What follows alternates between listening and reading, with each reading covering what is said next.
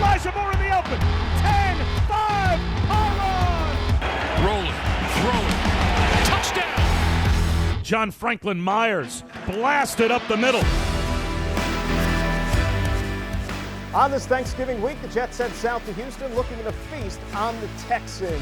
What's going on, everybody, and welcome to another edition of The Numbers Game, presented by WynnBET. Betting is a team sport. Bet together at WynnBET. I'm your host, Dan Graca, joined, as always, by my co-host from the NFL Network. It is my buddy. It is my pal. It is Cynthia Frelund. Cynthia, how was Thanksgiving? You got to tell me. I'm so full, and I don't know if I could ever eat again, except for maybe in like a half an hour when I'm hungry again. So this is now, what, day 3, day 4 of the leftovers? How are they still holding on in terms of what's left over here? They keep getting better. How about yours? Same. The leftovers are almost the best part. You know what I mean? But you always have to do that in moderation. I think once you get up until today, I think Sunday is always like the drop dead date for me. Like, I never go past Sunday when it comes to the leftovers, but they're like the gift that keeps on giving, are they not? I mean, I think some leftovers are okay past Sunday, but probably not the turkey. I think I'm done with it after today. I need a little variety after that. You know what I mean? Because it's been like 4 days straight, but that's the beauty of it. And you know what? We got a lot out of it, and we're thankful that we had a nice holiday, and we hope everybody had a nice holiday out there. Last week for the Jets, though, a 24-17 setback to the Miami Dolphins at MetLife Stadium. But when they hit the road against the Houston Texans, they're going to have a new signal caller, and it's a familiar face, being number 2 Zach Wilson, who returns from a 4-game absence. The knee is A-OK, Cynthia, and certainly Jet fans are going to be excited to almost see what rookie year part 2 is like for the number 2 overall pick. You know, we only have a small sample size on what Zach Wilson's capable of, but you know who else also has a small sample size on it?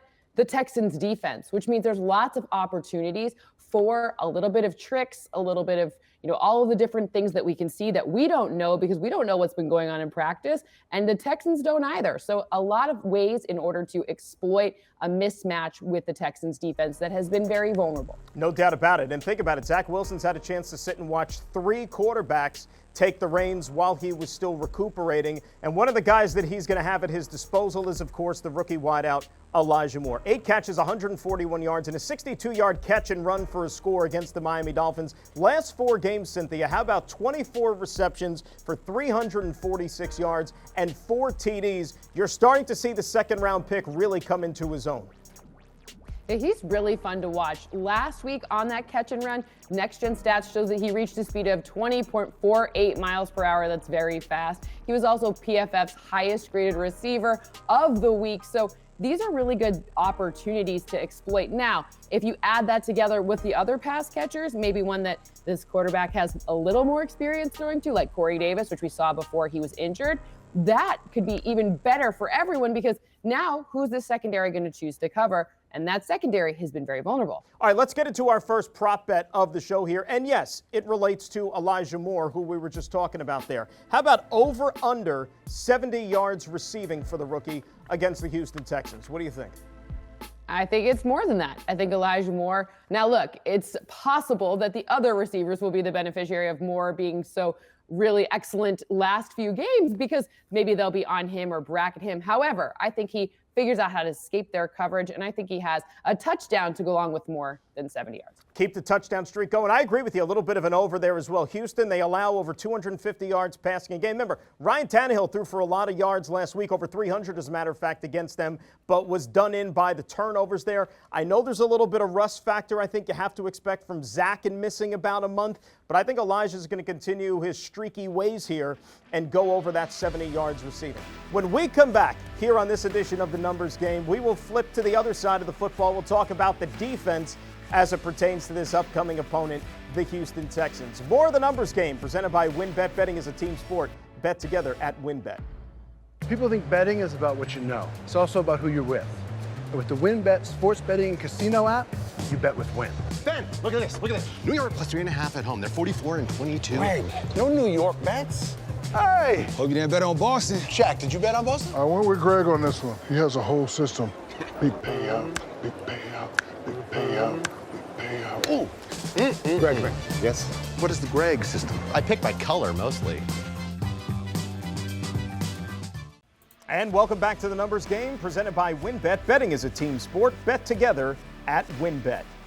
All right, Cynthia, next up for the Jets, it's the Houston Texans, who are coming off of a victory, as a matter of fact, 22-13 in the rain in Tennessee. One thing these two teams have in common, they both have victories over the Tennessee Titans. And the Houston Texans have their starting quarterback back in the flow here in Tyrod Taylor. He's only played 4 games this season, but he's responsible for the 2 wins that they have in the win column. Yeah, the funny thing about Tyrod Taylor, or I guess this entire kind of offense, is that Tyrod really is the difference maker. His ability to run creates the run game that sets up the pass. So it's stopping Tyrod Taylor that's really going to be the opportunity here that the Jets have, meaning bringing pressure, which is something we saw the Titans were unable to do in the last rainy, soggy game that they played. Titans never got to Tyrod. The week before, the Miami Dolphins sacked him 5 times. Coincidentally enough, that was a Texans loss. One of the guys who's going to be entrusted, of course, in bringing the heat, generating the pressure, is John Franklin Myers. And when you look at JFM here, last week against the Miami Dolphins, didn't have a sack to necessarily register there in the stat department, but he came awful darn close, did he not? I mean, first of all, he had 7 pressures. He had a almost 30% pressure rate. Let's say 20% is good. So he bested that by almost, it was 29.2, right? So 9.2 percentage points more. That's like almost 50% more, 10% more, right? 50% of what would be considered a good pressure rate. So this was great. And this is something that is obviously, to me, one of the biggest keys of the game. Whoever brings the most heat on the opposing quarterback wins. And I think the Jets have the capability to bring way more heat. And now when you look at the secondary, too, look, they're going to have to hold up their end. And when you look at a guy who's become a very, very steady performer for them, you look at the second-year player, Bryce Hall. Now, the Jets schematically in the defense, they don't move the corners around. When receivers go in motion, they stand pat generally. And you look at Bryce Hall, he pretty much has had that right side of the field locked down, and another strong performance against the Miami Dolphins. I would say so. I mean, if you only allow 14 total yards and 0 first downs, yeah, okay, that's a pretty awesome outing. He looked really great, and this wasn't even the first week that he looked so good.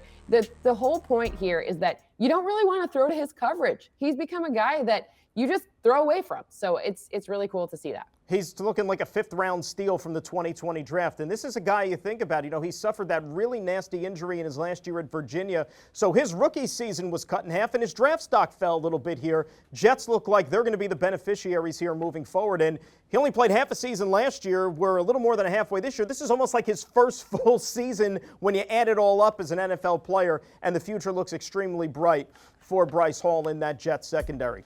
Over under. Let's do our final prop bet here. 45 total points, Jets-Texans for this football game. What do you think? I think it's going to be more than that. I think that the Jets, and I think, like I said, I think Zach Wilson comes out and they don't know what to expect, and I think some points are scored, and I think we see a nice more than 45-point game. I'm going to actually go under on this one. I think this is going to be a little bit of a defensive struggle, I think, on both sides. I mentioned Zach. You know, there might be a little bit of rust there, missing the last 4 games. I do think they're going to have opportunities to make plays. I think the Jets will move the football up and down the field, and I expect the Jet defense to play a very, very strong game. There were building blocks in that game against the Dolphins last week. I expect that to continue down in Houston. So defense going to be the name of the game against the Texans today. Cynthia, this was a lot of fun. As always, you still got another day of those leftovers still in front of you. Go take care of that. Enjoy the football today, and we will do it again next week, my friend. I'm so grateful for you. I'm so glad you had a good Thanksgiving. Same to you and yours, buddy, as always. There is Cynthia Frelund. I'm Dan Graca. Thanks for joining us again here on The Numbers Game, everybody. Presented by WynnBET. Betting is a team sport. Bet together at WynnBET.